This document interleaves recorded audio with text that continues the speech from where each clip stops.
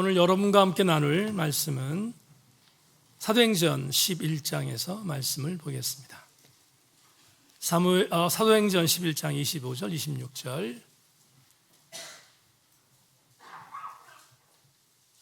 제가 말씀을 읽겠습니다. 두 절인데 25절, 26절입니다.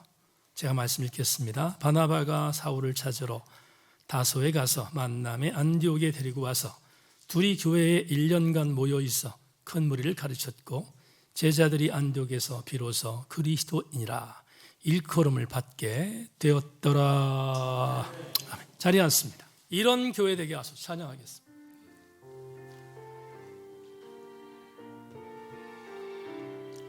가능하면 우리 옆에 있는 교우 손 붙잡고 한번 찬양해 볼까요? 진정한 예배가 숨쉬는 교회, 주님이 주의 되시는 교회, 믿음의 기도가 쌓이는 교회, 최고의 찬양을 듣는 교회, 웃음이 살아있는 교회, 성도의 삶이 넘치는 교회, 섬김과 헌신이 기쁨이 되어 열매 맺는 아름다움 드립니다. 주님의 마음 닮아서 이웃을 사랑하는 교회, 주님의 영광 위에서 빛 대신 주 전하는 교회, 사랑의 불꽃이 활짝 피어나 날마다 사랑 빠지는 왜 주께서 사랑하는 우리 교회가 이런 교회가 되게 주님의 마음을 닮아서 이웃을 사랑한 교회, 주님의 영광을 위해서 빛 대신 주 전하는 교회, 사랑의 불꽃이 활짝 피어나 날마다 사랑에 빠지는 교회, 주께서 사랑하는 우리 교회가 이런 교회 되게 하소. 이런 교회 되게, 이런 교회 되게. 마지막 다시 한번 이런 교회, 이런 교회가 되게 하소서. 하나님 영광 받으시옵소서. 우리가 오늘 나눌 제목은 이런 교회 되게 하소서라는 제목 갖고 말씀의 은혜를 나누겠습니다. 지난 수요일 날 교우들과 함께 최용덕 형제가 아주 오래전에 만든 오 신실하신 주라는 찬양을 함께 불렀습니다. 그 찬양의 가사는 2절이 이렇습니다. 지나온 모든 세월들 돌아보아도 그 어느 것 하나 주의 손길 안 맺힌 것 전혀 없네. 지난 수요일 날 불렀던 이 찬양의 가사를 음미하다 보면 최용덕 형제가 마치 우리 교회를 생각하고 이 곡을 만든 것처럼 지난 감동을 이 가사에서 얻게 됩니다.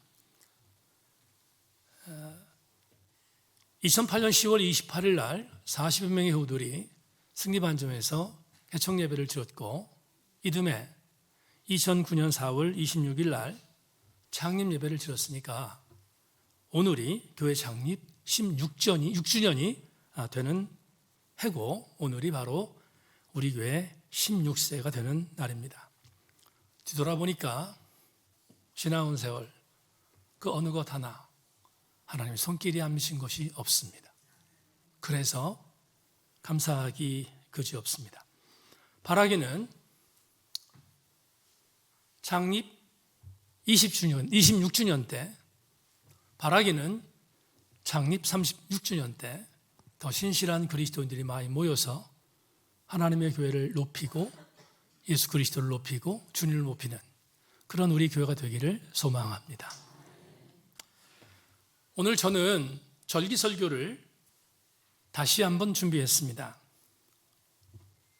오순절 성령의 강림을 경험했던 120여 명 정도의 주의 백성들이 성령 체험을 하게 되었습니다. 그리고 난 뒤에 그 감동이 너무 커서 집에 있을 수가 없었습니다. 밖으로 뛰쳐나와서 헤롯 성전과 그리고 예루살렘 시내를 휘저으면서 한 문장을 전했습니다. 예수가 그리스도이십니다. 이 메시지를 증거하자 수많은 사람들이 예수 그리스도를 믿게 되었다. 어떻게 가능하지? 성령이 하셨기 때문에 가능합니다. 성령 받은 주의 백성들이 성령을 통하여 선포하니 성령께서 수많은 사람들을 믿게 한 것이 예루살렘 부흥의 원동력이었습니다. 이 메시지를 들었던 수많은 유대의 백성들이 그리스도인으로 바뀌자 산헤드린 공회에 있는 유대인들 특별히 유대 집행부가 수많은 사람을 핍박했습니다. 제자들을 핍박하고 예수 믿는 사람들을 핍박했습니다. 그러나 그 핍박에 이제는 제자들이 두려워할 리 없습니다. 성령이 역사하셨기 때문에 겁박과 협박에 굴하지 않고 예수가 그리스도임을 증거했습니다. 여러분, 우리 제천생교회 성도들이 제천 열방에 나가서 예수 그리스도를 증거할 때 성령이 돕는 역사가 나타나기를 소망합니다. 그림 하나 보겠습니다. 자, 지금부터 이 그림을 제가 잠시 설명하겠습니다. 원고에 나와 있는 내용을 설명하기 위해서 그림을 여러분들에게 잠시 설명할 테니까 집중해 주기를 바랍니다. 장소를 잠깐 보겠는데요. 예루살렘 보이시면 아멘? 예루살렘이 있습니다. 예루살렘이라는 지경을 중심으로 해서 북쪽으로 올라가면 수리아라는 지방이 있습니다. 수리아 지방은 지금의 터키 지역이고요. 그 지역에 안디옥이라는 지역이 있습니다. 그리고 수리아 안디옥을 올라가면 더베라고 하는 지역이 나오는데 이 더베는 사도 바울의 고향이었던 다소와 가까이 있는 장소입니다. 더베라는 장소를 기억해 주시길 부탁하고 그 위로 올라가면 이름은 똑같지만 수리아라는 지방과 다르게 또 하나의 안디옥이라는 도시가 있었는데 여기를 사도 바울이 1차 전도 여행 때 함께 방문해서 교회를 세웠던 비시디아 안디옥입니다. 비시디아 안디옥. 그 지역과 본도, 부르기아라고 하는 지역이 있는데 이 지역 전체를 가리켜서 지금의 터키 지역이죠. 터키 지역을 우리는 갈라디아 지방이라고 말합니다. 갈라디아 지방 많이 들었죠? 갈라디아라는 지방을 바로 위쪽 지방이라고 말합니다. 그런데 그 갈라디아 지방의 왼쪽을 가면 여러분 보실 때 왼쪽으로 가면 지금의 터키의 중서쪽입니다. 서쪽입니다. 서쪽에 보면 거기 자라는 에베소가 있고 드로아가 있고 밀레도가 있고 이런 등등이 있습니다. 사도 바울이 전도여행을 통해서 많이 활동했던 지역이었음을 우리는 알게 됩니다. 그래서 이런 지역에 교회를 세웠고요. 그리고 또 바울은 2차 전도여행 때 넘어간 지역이 지금의 마케도냐 보이시죠? 마케도냐는 지금의 그리스 지역입니다. 북쪽으로는 빌립보와 데살로니가가 있고 밑으로는 아가야, 에덴, 고린도 이런 데가 있습니다. 고린도와 아덴이라고 하는 지역은 전체적으로 아가야라는 지방으로 묶여져 있다는 것 기억하길 바라고요. 그 다음에 구브로 보이십니까? 구브로 보이십니까? 네, 구브로를 오늘로 얘기하면 여기가 키프로스입니다. 시칠리아 섬이라고 하죠. 구브로가 있습니다. 구브로는 여러분 잘 아시는 바나바의 고향입니다. 그리고 구레네가 보입니다. 아프리카, 북아프리카 쪽에 있는 구레네, 알렉산드리아 이쪽 지역도 여러분 기억할 수 있기를 바랍니다. 자, 주목. 예루살렘이라고 하는 지역에서 예루살렘 교회의 성도들이 신앙생활을 잘 하다가 인근 디아스포라 지역, 지금 말한 다른 지역입니다. 마케도니아, 갈라디아, 심지어 북아프리카까지 많은 주의 백성들이 퍼졌습니다. 우리 그들을 가리켜서 디아스포라 크리스천이라고 말하는데, 그들이 그곳에 가서 말씀을 증거했고 결정적으로 사도 바울이 저들 지역을 전도하면서 교회를 세웠던 것을 우리는 바울의 1, 2, 3차 전도행을 통해서 알게 되지요. 그래서 이 지역의 명칭들을 여러분 기억해 주기를 부탁하고요. 자, 다시 한 번만 제가 오늘 설교로 가기 전에 마지막 한 분만 더 말씀드리겠습니다. 예루살렘 보이시죠? 예루살렘에서 수리 안디옥까지 직선거리로 약 150km, 175km 정도 됩니다. 175km가 직선거리입니다. 꼭 기억하시길 부탁하고요. 그리고 수리 안디옥에서 더베라고 하는 지역까지, 더베는 다소가 있는 지역인데 이쪽까지 올라가는데 포함해서 175km 정도의 안디옥이라고 하는 이 지역에서 더베까지 올라가는데 약 350km 정도가 걸립니다. 그러면 총 더베라는 지역, 다소라는 지역에서 예루살렘까지는 약 500km가 된다 하는 것 기억할 수 있기를 바랍니다. 이해하셨죠? 그림을 재합시다. 네, 됐습니다. 지금부터 여러분 담임 목사 설교에 집중해 주기를 부탁합니다. 오순절 마가다락방에서 성령 강림을 체험했던 이스라엘 신앙 공동체 중에 120명의 성도들이 모여서 교회를 만들었습니다. 밖으로 나가서 예수 그리스도를 증거했습니다.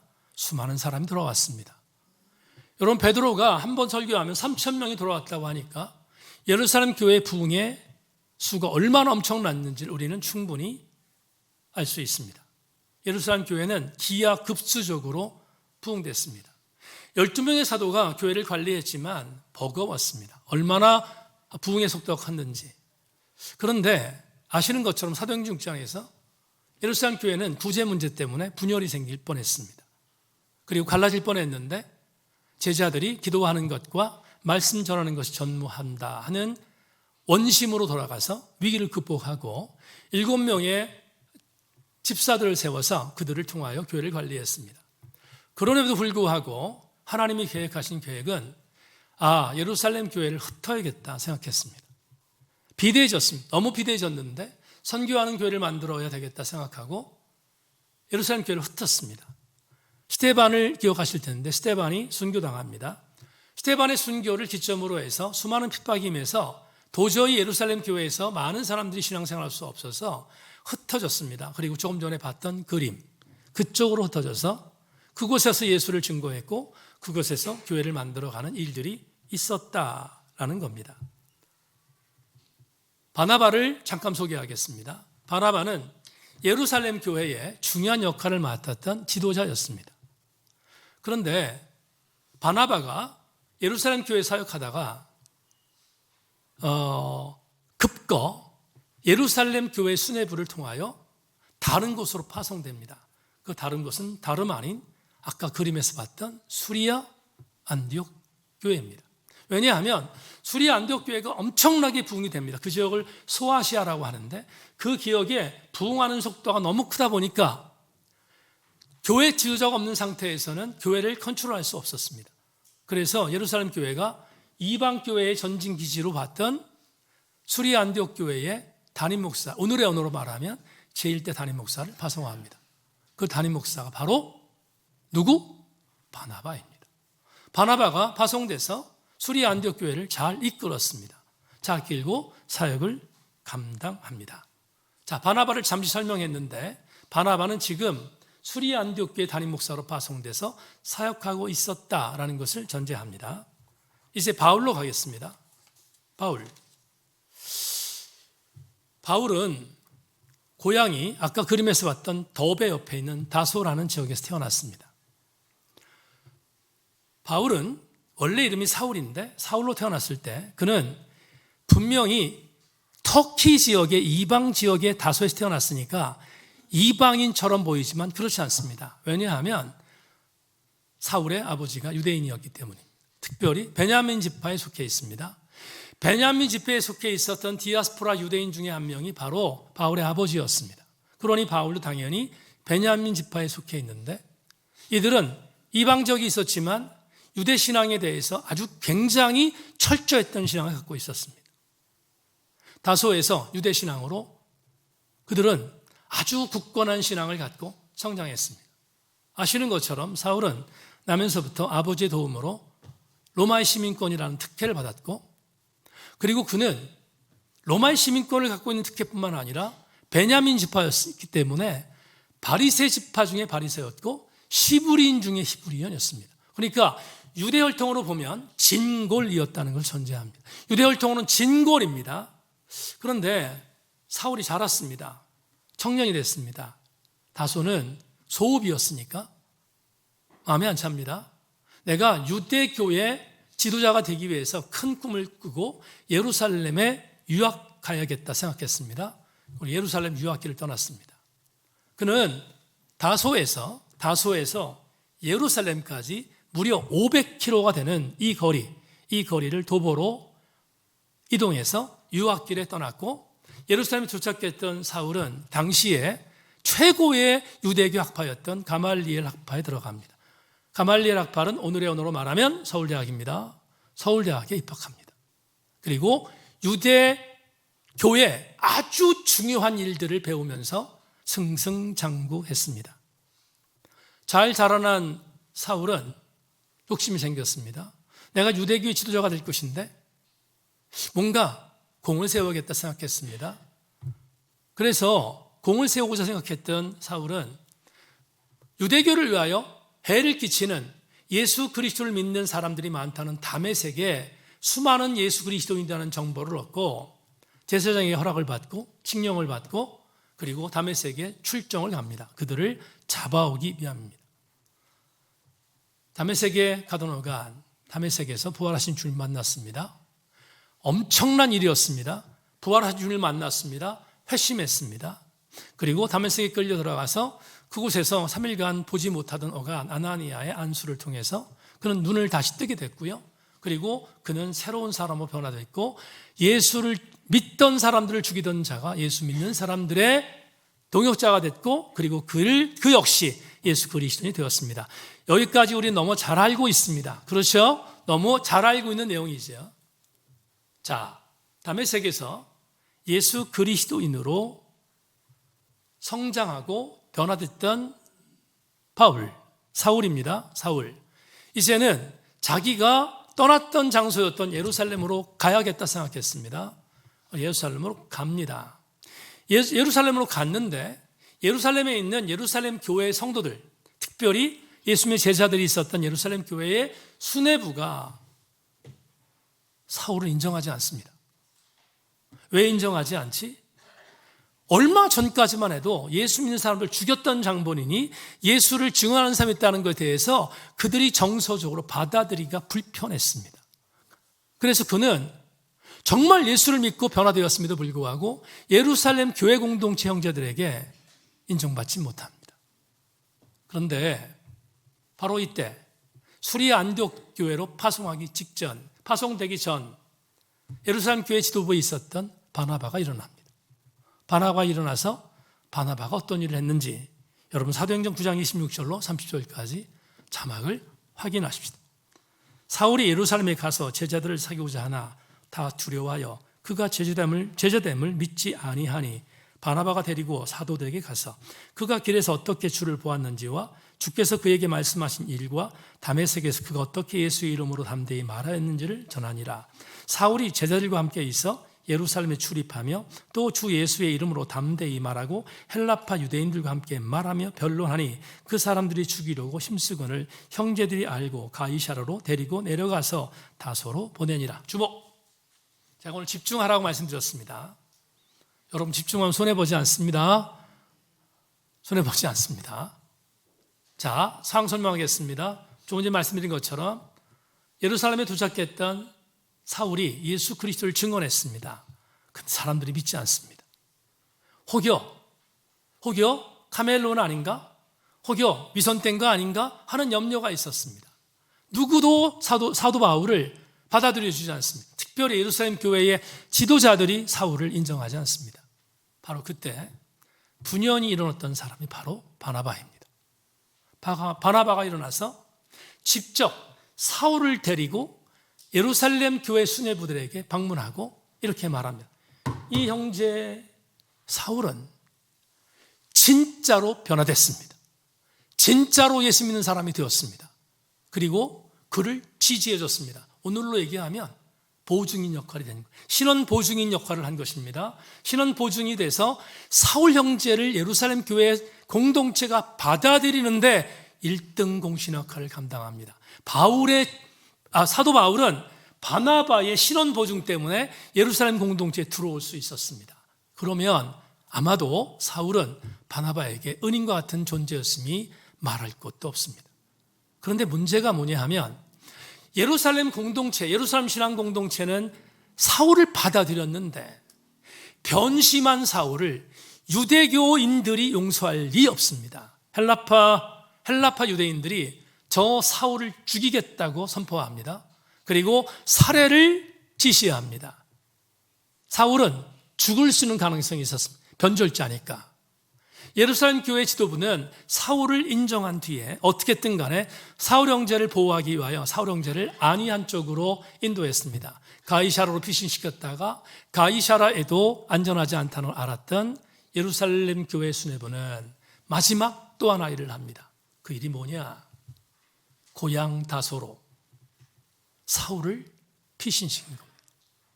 고향 다소로 예루살렘에 사역했던 사울을 고향 다소로 피신시키는 일까지 진행했음을 사도행전 9장 30절이 증언합니다. 자, 질문합니다. 여기까지 이해되셨으면 아멘. 좋습니다. 잘 따라오셔서 감사합니다. 오늘 여러분에게 읽어드린 사도행전 11장은 바울이 다소로 가서 13년 동안 직거하는 것을 시대적 배경으로 합니다. 자, 다소로 내려간 지 13년이 됐습니다.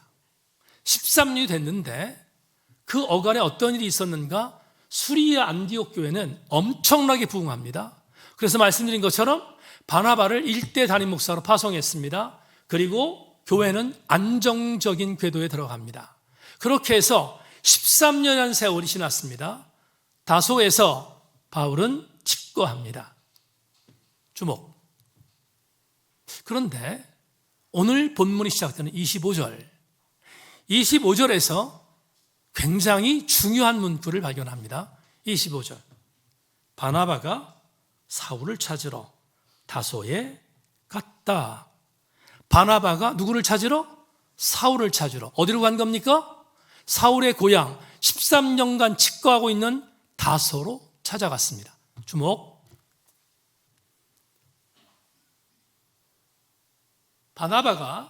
바나바가 다소까지 가는 거리는 직선거리로 175km입니다. 직선거리라고 말씀드렸습니다. 어제 우리 선생님들하고 학생회 청년 선생님들하고 나눴는데 우리 제천에 서울까지가 톨게이트까지가 한 150km 되거든요. 그러면 거의 그 정도 거리보다 조금 멀습니다. 여러분 기억하시기 바랍니다. 그런 거리입니다. 거리를 갔습니다. 어떻게 갔을까요? 걸어서 도보로 갔습니다. 비행기 없습니다. 자동차 없습니다. 오토바이 없습니다. 아무것도 없습니다. 걸어서 갑니다. 또 한 가지. 자, 다소라고 하는 이 소읍은 산을 넘어야 했어요. 산을 넘는 방법밖에 없어요. 그 다소로 가려면 산을 넘어야 되는데 아마누스라고 하는 산맥을 넘어야 다소를 갈 수 있습니다.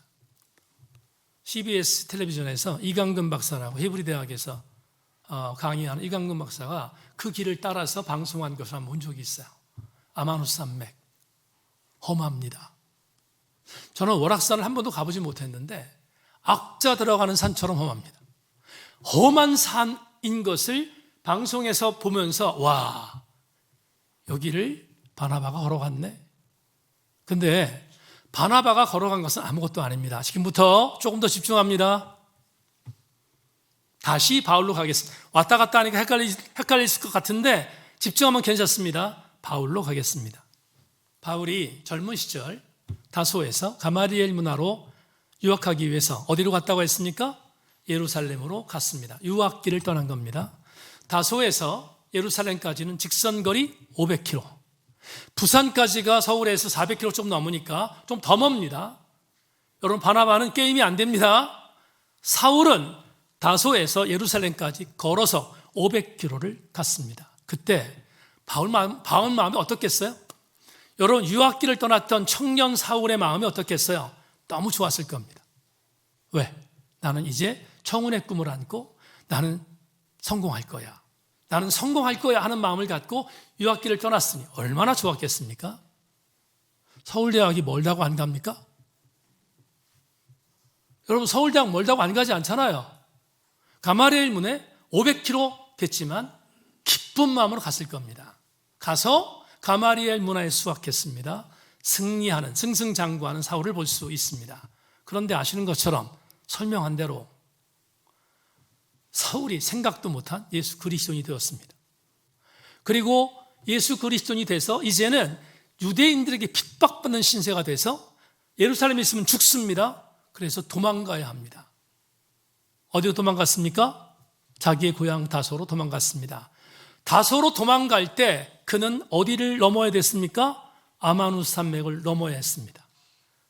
이해하셨죠?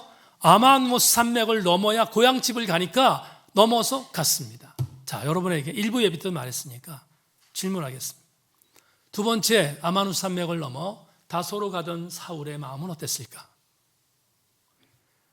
와, 내가 예수 믿어서 이 꼴을 했구나. 내가 예수 믿어서 이런 어려운 일을 당하는구나 하고 낙심천망으로 넘어갔을까? 많은 학자들은 이런 얘기를 하는 학자들도 있어요.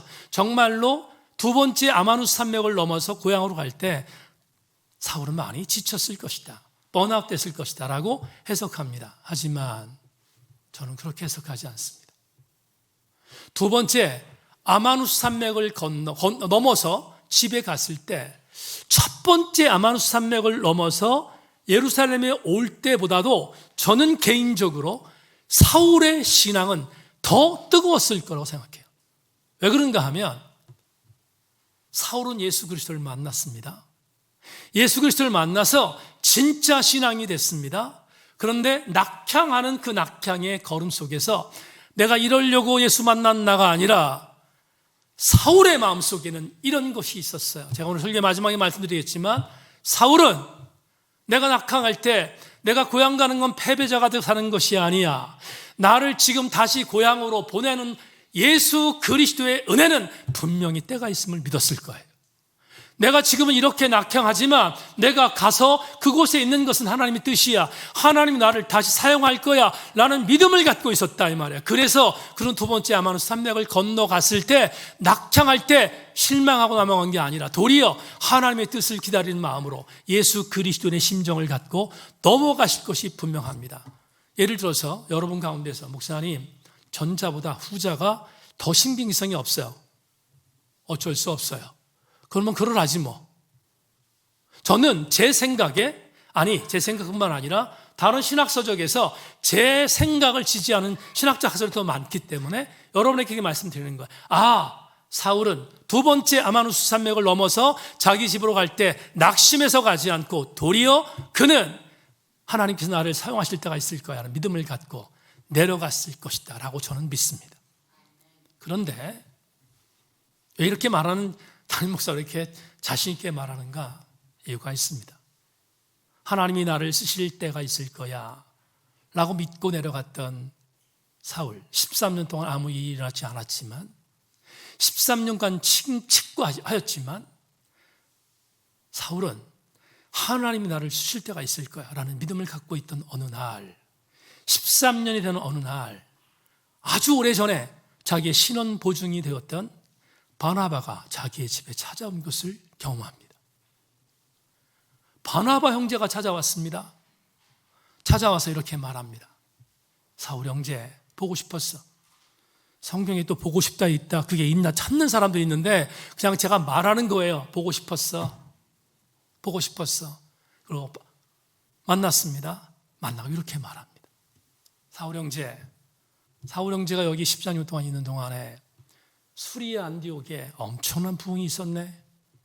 엄청난 부흥이 있었는데 내가 그곳에 담임 목사가 돼서 파송했는데 교회가 잘 서갔어. 그런데 사울 형제, 내가 부탁이 있어서 찾아왔네. 사울 형제 알다시피 수리안독교회는 대형교회야. 엄청난 사람들이 모였는데 내 힘으로는 안 되네. 내 힘 가지고는 도저히 안 될 것 같아. 정말로 수리안독교회 승리를 위해서 사울 형제가 필요해. 사울 형제 나와 함께 수리안독으로 가서 나와 함께 교회를 세우지 않겠나? 라고 권했습니다. 이때쯤 되면 아멘 할 줄 알았는데 아멘들을 안 해요. 사울에게 찾아가서 그렇게 말했어요. 사울이 뭘 느꼈겠습니까? 드디어 하나님이 내가 생각한 대로 나를 쓰시는 때가 왔어. 그 믿음으로 바나바를 맞이하지 않았겠습니까? 그리고 그 두 사람은 어깨동무하고 하나님께서 계획하신 수리 안디옥 교회로 다시 아마누스 산맥을 세 번째로 넘어 175km 되는 수리 안디옥에 도착합니다. 사역했습니다. 몇 년간? 1년간 사역했습니다. 1년간 사역했습니다. 성경은 말합니다. 1년간 사역했는데 어떤 일이 벌어졌는가? 오늘 보면 26절입니다. 같이. 이 구절은 구제절입니다. 같이 읽습니다. 시작. 만남에 안디옥에 데리고 와서 둘이 교회에 1년간 모여 있어 큰 무리를 가르쳤고 제자들이 안디옥에서 비로소 그리스도니라 일컬음을 받게 되었더라. 아멘. 여러분, 26절은 결과물입니다. 어떤 결과물인가? 두 사람이 수리아 안디옥까지 어깨동무하고 다소에서 왔습니다. 그 1년 동안 사역했습니다. 한 사람은 부목사, 한 사람은 담임목사가 아니에요. 두 사람이 동시 사역했습니다. 동시 사역했더니 1년간 큰 무리를 가리켰다. 큰 무리라는 단어 속에 뭐가 나오는가? 수리아 안디옥교회는 기하급수적으로 지속적으로 부흥했습니다. 그러지 않겠습니까? 바나바 한 사람 갖고도 부흥했던 교회인데 사도 바울이 왔으니 얼마나 엄청난 부흥이 있었겠습니까? 이 부흥, 산술적인 부분에 있어서의 부흥이 있었는데 더 깊은 은혜가 있습니다. 믿는 자의 수가 많아진 부흥이 수리아 안디옥에 있었지만 더 큰 부흥은 뭐냐? 수리아 안디옥 지방 사람들이 수리아 안디옥에 모여있던 교회 공동체의 사람들 향해서 별명을 붙여줬습니다. 그 별명 수없이 말했던 크리스티아노스. 뭡니까? 그리스도인. 그리스도인이라고 붙여줬습니다. 말씀드린 것처럼 그리스도인은 여러분 비하하는 말입니다. 예수쟁이들라고 욕하는 말입니다. 하지만 신학적 함의로 들어가면 이게 얼마나 엄청난 감동인지 모릅니다. 수리 안디옥에 있었던 예수 안 믿는 사람들이 수리 안디옥에 있었던 교회 공동체의 사람들을 인정한 거니까, 예수 그리스도를 믿는 것에 대해서 진짜로 인정한 거니까 이건 질적인 부흥입니다. 여러분 다시 한 번만, 큰 무리를 가르쳤다, 수적인 부흥이고, 그리스도인이다, 그리스도인의 일컬음을 받았다, 질적인 부흥입니다. 그러면 바울과 바나바의 사역은 안디옥 교회를 승리로 만드는 견인차가 된 것이 증거입니다. 그렇겠죠? 증거입니다. 여기서 이제 우리는 마지막 질문을 던져야 합니다. 일부 예배 때 교우들이 말씀을 듣다가 이 부분에 대해서 설교자는 알거든요. 가장 감동 부분, 받는 부분이 어딘지를 압니다. 여러분도 어떤지 한번 보겠는데요. 질문을 던지겠습니다. 바나바가 잘 나갔습니다. 수리 안디옥 교회 일대 담임 목사로 사역하면서 승승장구했습니다. 교회가 부흥되면 담임 목사든 자녀이 따라오는 게 있습니다. 인기, 명예, 권력, 부 다 같이 따라옵니다. 그래서 많은 목회자가 거기에 유혹을 받습니다. 교회를 부흥시키는 이유가 사람들이 많이 모이면 그럴 수밖에 없으니까. 그래서 그렇게 많이 사역합니다. 사역하려고 노력합니다. 바나바도 잘 나갔습니다. 수리 안디옥 교회가 부흥하고 있으니까 잘 나갔습니다. 그러면 그가 그 부와 그리고 명예와 권력과 심지어 물질까지 독차지하려면 그냥 버티면 됩니다. 그렇지 않겠습니까? 그냥 버티면 되는 거예요. 그 수리 안디옥 교회 담임 목사로 버티면 되는데 왜 바나바는 바울을 찾아갔을까? 그것도 175km가 되는 산을 넘어야 하는 수많은 강도의 위험이 있는 그 위험을 무릅쓰고라도 왜 바나바는 바울을 찾아갔는가? 이유가 뭐냐? 질문 던지는 거예요. 이유가 뭔가? 자, 여기서 우리는 한 가지 이면을 봐야 합니다. 바나바는 바울이 어떤 주의 능력을 갖고 있는지를 아는 사람입니다. 다메섹에서 경험했고 예루살렘에서 경험했어요. 바나바는 눈으로 경험했습니다. 아, 바울이라고 하는 이 형제가 얼만큼 엄청난 하나님의 사랑을 받고 엄청난 성령의 권능의 능력을 갖고 있는지를 아는 사람이에요. 모르지 않아요. 안단 말이죠. 그러면 그 바울이 수리아 안디옥교회 동사 목사로 청빙되어져서 자기가 사역하게 되면 이럴 수 있습니다. 바나바의 권위, 바나바의 부귀, 바나바의 입지, 바나바의 입신양명, 반으로 줄어들 수 있습니다. 심지어 빼앗길 수 있습니다. 그렇지 않겠습니까? 여러분, 부목사가 왔습니다. 부목사가 담임 목사가 더 잘해? 그러면 담임 목사들이 얼마나 위축되겠습니까? 쉽게 설명하는 거예요. 그런 나름대로 위기가 있음에도 분명한데 그런 위험 인자를 갖고 있는 자가 바울인데, 바나바는 왜 175km를 강도의 입을 무릅쓰고 그 험난하는 아마누스 산맥을 넘어서 바울을 찾아갔을까? 질문 던지는 거예요. 그 질문의 답, 저는 이걸 믿습니다. 바나바는 바울을 사역자로 부르기 위해 시작한 이유는 한 가지입니다. 그 이유는 바나바는 수리아 안디옥교회에 잘 나가는 목사였지만, 오늘의 언어로 잘 나가는 사역자였지만, 자기의 부귀, 자기의 영화, 자기의 권력, 자기의 물질, 자기의 인기, 일도 관심 없었습니다. 전혀 관심 없었습니다. 부사 하나 쓰겠습니다. 조금도 관심 없었습니다. 바나바의 관심은 내가 섬기는 예수 그리스도의 핏값을 주고 사신 교회인 수리아 안디옥 교회가 더 하나님의 뜻에 합당하게 승리하는 교회로 만드는 수리아 안디옥 교회의 건강성만 그에게 있었습니다. 그래서 바나바는 자기가 몰락할 수 있는 위험성 있는 바울을 데리고 온 겁니다. 이 말을 오늘의 언어로 표현하겠습니다. 레마 보겠습니다. 창립 16주년 기념주일에 나오신 교우 여러분, 바나바는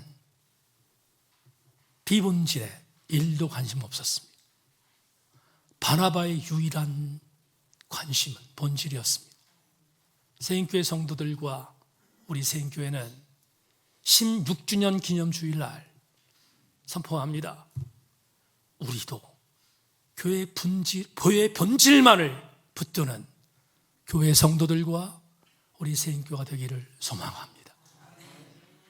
다시 한번 선포합니다. 바나바는 본인의 승리, 본인의 세속적인 승리 일도 관심 없었습니다. 수리아 안디옥 교회의 승리만이 그에게 보여지는 본질이었습니다.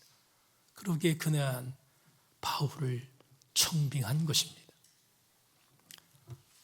이제 지난주에 있었던 담임 목사의 영적인 경험 하나 소개하고 설교를 마무리하겠습니다.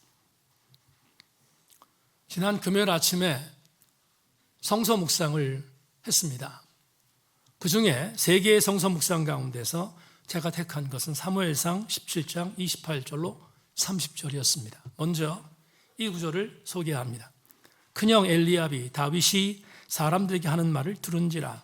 그가 다윗에게 노를 바라에 이르되 내가 어찌하여 이리로 내려왔느냐? 들에 있는 양들을 누구에게 맡겼느냐? 나는 내가 내 교만과 내 마음의 완악함을 아노니 내가 전쟁을 구경하러 왔도다. 다윗이 이르되 내가 무엇을 하였나이까? 어찌 이유가 없으리까? 하고 돌아서서 다른 사람을 향하여 전과 같이 말하매 백성이 전과 같이 대답하니라. 제가 선택했던 성서일과의 묵상입니다. 그날 이 구절을 묵상한 묵상 내용을 제 묵상 노트에 이렇게 썼습니다. 소개합니다. 오늘 성서일과를 꽤 많이 선택해 설교했다. 그만큼 오늘 성서일과는 내게 적지 않은 통찰을 하게 하는 메시지이기 때문이다.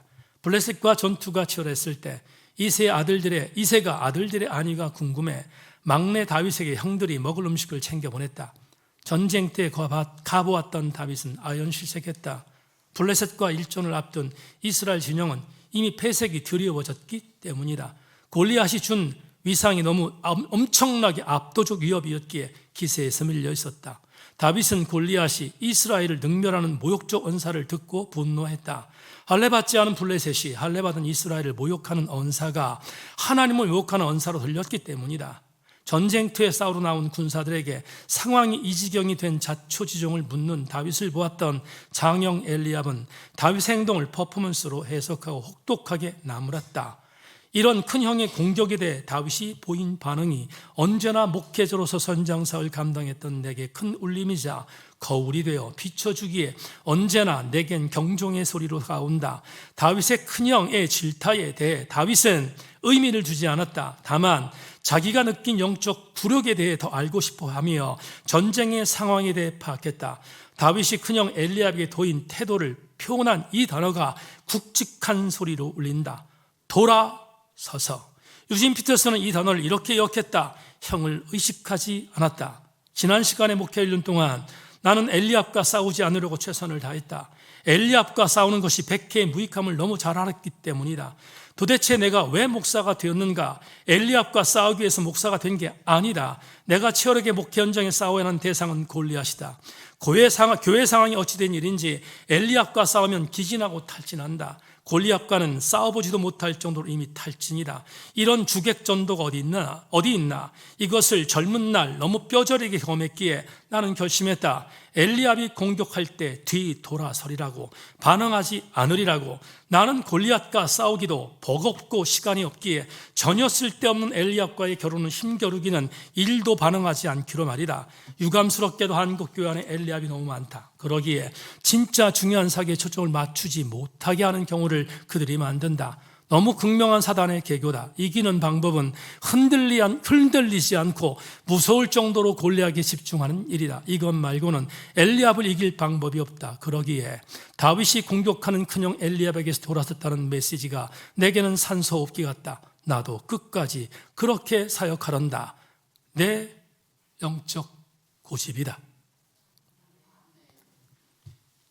창립 16주년 예배 나오신 교우들에게 선포합니다. 교회가 붙들어야 하는 명제와 본질은 골리앗을 넘어뜨리는 것입니다. 골리앗을 넘어뜨리는 것이 교회의 본질입니다. 교회가 비본질에 붙들리면 골리앗에 관심을 갖지 않습니다. 엘리압과 싸웁니다. 엘리압과 싸우면 쓰러집니다. 골리앗은 건재합니다.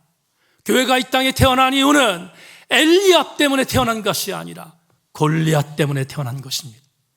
2009년 4월 26일 날 제천생교회를 여기에 탄생시킨 하나님의 의도는 제천 지역엔 골리앗을 무너뜨리라고 하는 명제 때문이었습니다. 우리 교회는 끝까지 골리앗에게 집중하는 교회가 되기를 주님의 이름으로 소망합니다. 175km만 떨어져 있는 강도의 위협이 있는 다소로 아마누스 산맥을 넘어 자기에게 입지적으로 벌리할 수 있었던 사도 바울을 데리고 수리아 안디옥계로 데리고 왔던 바나바의 마음은, 바나바는 엘리압이 아니라 골리앗을 쓰러뜨리기 위한 분명한 목적이 있었기 때문이었습니다. 우리가 골리앗을 쓰러뜨리는 교회 되기를 소망합니다. 말씀 맺겠습니다. 지난 주간 김기성 목사가 포유했던 한 문장을 소개하겠습니다. 주님의 이름으로 모이는 교회가 주님의 영광을 가리고 있습니다. 주님을 믿노라 하는 신자들이 주님의 이름을 욕되게 하고 있습니다. 고백과 삶의 거리가 너무 멀어졌습니다. 하나님의 정원인 구체적인 삶의 자리를 아름답게 가꾸지 못하고 있습니다. 누가 성전문을 닫았으면 좋겠다는 말라기 1장 10절의 말씀이 천둥소리처럼 우리 가슴을 울립니다. 이제는 달라지고 싶습니다. 하나님의 마음에 시원함을 드리는 이들이 되고 싶습니다. 우리를 버리지 마시고 우리를 주님의 일꾼으로 삼아 주시옵소서. 교우들이여, 폼잡고 겉멋들어 선포하는 것이 아닙니다.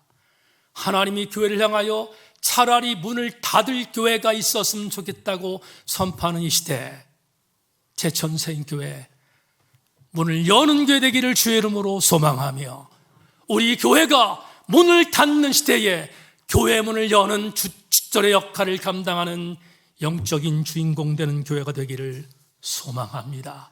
그러기 위하여 우리 제천세인교회는 바나바가 있어야 합니다. 바나바가 있어야 교회 문을 열 수 있습니다. 저는 우리 교우들이 바나바 되기를 소망합니다. 바나바가 되어 하나님의 교회를 아름다운 교회로 만들기 위하여 비본질은 버리고 본질을 붙드는 골리앗에게 집중하는 우리 세인교회 되어 진정한 예배가 숨쉬며 주님이 주인 되시며 믿음의 기도가 쌓이며 최고의 찬양을 드리며 말씀이 살아 움직이며 성도의 사랑이 넘치며 섬김과 헌신이 기쁨이 되고 열매 맺으며 주님의 마음을 닮아서 이웃을 사랑하며 주님의 영광을 위해서 빛 대신 주님을 전하는 그런 교회, 우리 세인교회 되기를 주님의 이름으로 축원합니다. 우리 16살 되는 날입니다.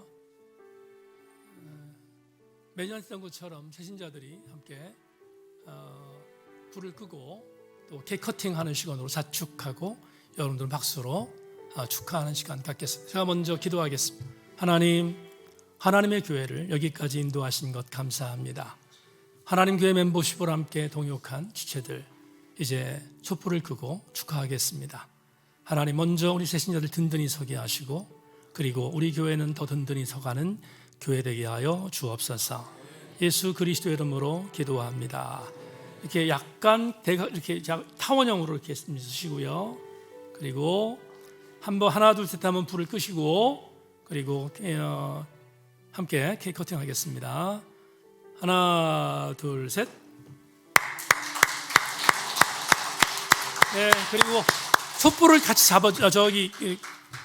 칼을 잡아주세요. 칼 잡아주고 전부 다들 한번 이렇게 한 손 들고 이렇게 커팅하는 겁니다. 네. 지원이가 가운데 있으니까 지원이가 자르면 어떻게 되나? 자, 천천히 합니다. 시작. 네, 고맙습니다. 박수.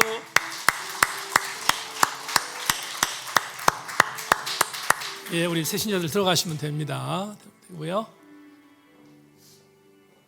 원래는 송은호 원사님이 매년 떡 케이크를 하셨는데 홍표 원사님이 좀 많이 안 좋으셔서 금년에는 고사하셔서 저희들이 이렇게 했습니다.